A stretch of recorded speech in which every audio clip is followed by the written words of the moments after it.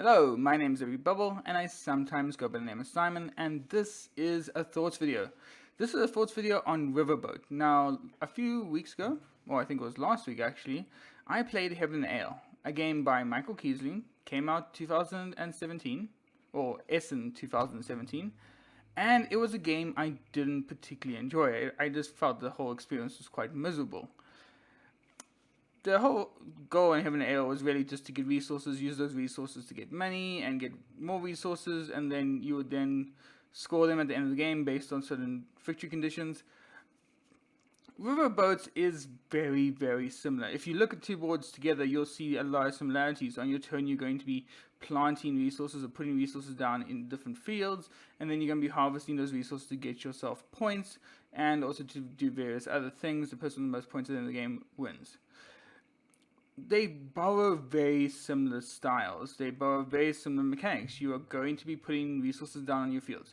You are going to be spending your actions to get scoring tiles or scoring cards, which can only be scored once during the game. So you have to time when you want to score it, but you can only score up to 2 of them each round, and there's only 4 rounds in the game. So again, you kind of have to weigh up your options of when do you want to score things.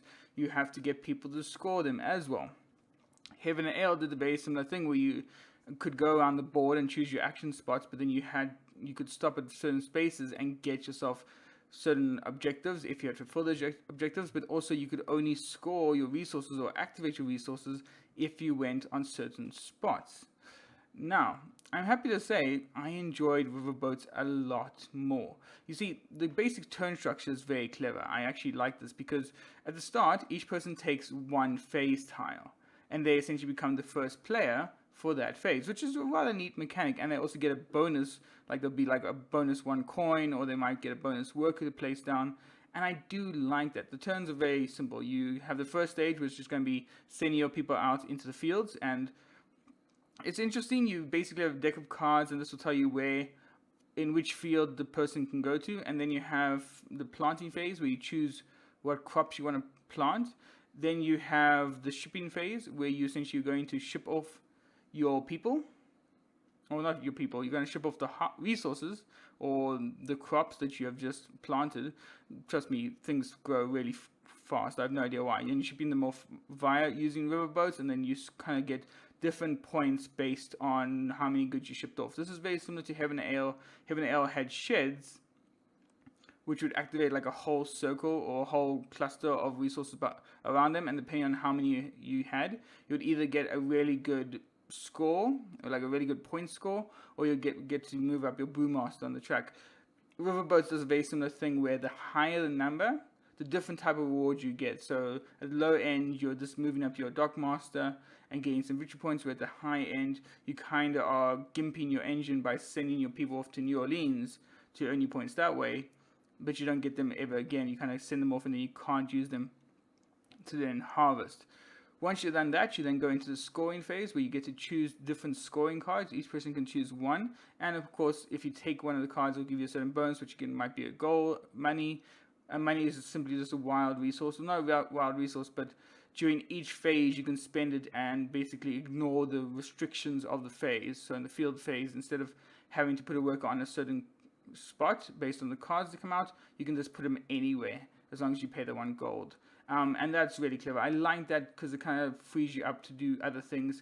So it basically is a kind of get out of jail free card, and it's a nice touch. It doesn't impact the game greatly, but it does allow for a bit of strategic planning, and it does feel like it's kind of helping you out. So you don't feel bad taking a gold piece, and also at the end of the game, gold's worth points.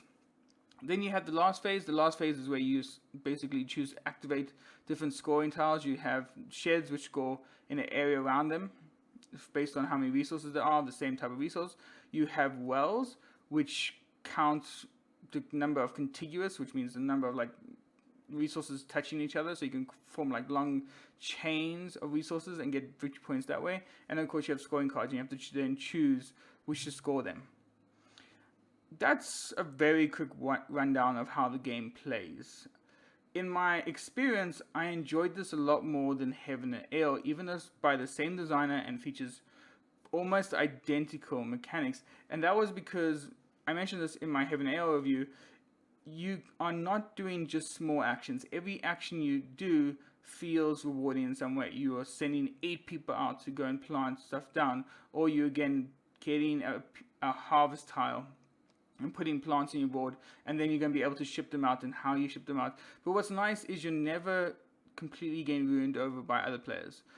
What I did not like in Heaven and Ale was it's very dependent on what other people do, and if you end up basing your like turns on one spot and someone takes it, you are basically screwed.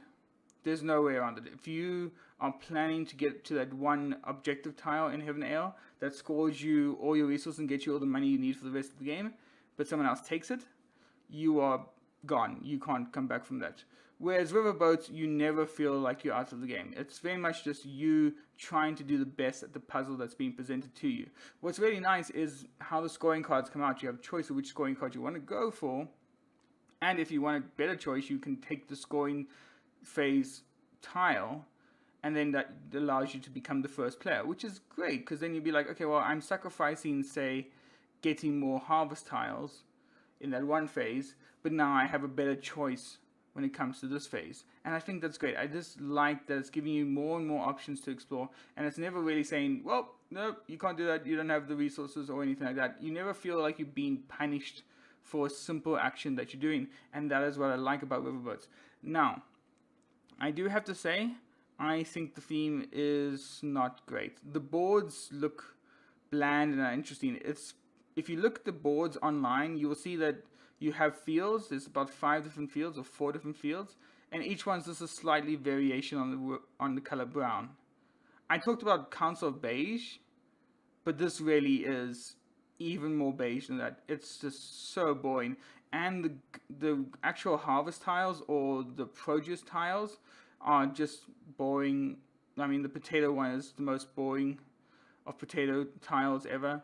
It's just not very nice, and the theme doesn't ever come across. This idea of riverboats, I have no idea why they decided to settle on that. Nothing ever feels like you're doing a riverboaty thing. It's not like you're sailing down the Mississippi on a riverboat or like on a casino boat. It never feels like that. It just doesn't work. The theme doesn't work at all. There's no reason to have it. When I was playing through this game, I kept thinking, well, what am I doing that relates to riverboats? Yeah, you're essentially sending your produce out on riverboats, but that's it. In the whole game, that's the only mechanic that ties into what the theme of the game is presenting. And I kind of think that's a waste. They could have rethemed this to be dwarves mining different veins of ore, and each vein would give you different resources. Like you'll get rubies and sapphires and gems, and then you'll ship those out to market, and then you could also send your dwarves to go fight, knowing you'll never get them back, but they'll give you victory points. They could have themed it like that, and just wonder why they chose this specific theme. Was it because this is a Euro game and it has to have a bland theme? I feel like they definitely missed out. Now, this does look not as great. Heaven and Ale does edge it out slightly.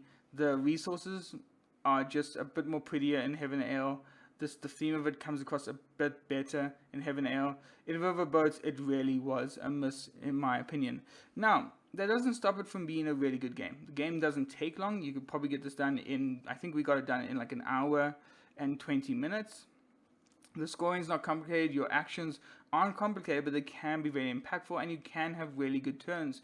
I had one turn when I managed to ship off 7 goods of a type, which allowed me to then claim a 9-point tile, which, because I shipped off 9 goods over the course of a game, that allowed me to get a green guy, which allowed me to then score that green guy later on. But in doing so, I also managed to send 3 more of my people to New Orleans, never to be seen again. Have no idea what they're doing there, but they kept on scoring me 3 points every round, and that was great. That's like 12 points for the entire game. I have to say, if I had a choice between the two, I would 100% go for Riverboats, whereas I found Heaven and Ale probably is like a 4 out of 10 for me. Riverboats was the 6 out of 10 for me. Now, the big thing I have to say is it's still not a game I'm going to pick up. There's no reason for me to have this in my collection. If someone said, do you want to play this game? I'll be sure, let's play it. But there's no drive for me to add it to my collection, simply because it's just not really that interesting. The theme isn't strong, and the actions and your choices that you make, while impactful and do feel good, and you don't feel like you're being punished at all, just sadly aren't enough. I have to say, again, Michael Kiesling, very good designer. He has done some stunning work. I still think other games that he released in 2017, Azul's the one you want to pick up. Anyway, that's going to be it for me. Thank you so much for watching. If you, of course, enjoyed this video, then, of course, leave a comment. Maybe talk about your favorite Michael Kiesling game. If you enjoyed this video and want to see more of it, then remember to hit the subscribe button. I will be putting out one video at least every single week. Anyway, thank you so much for watching. That's going to be it. Bye-bye.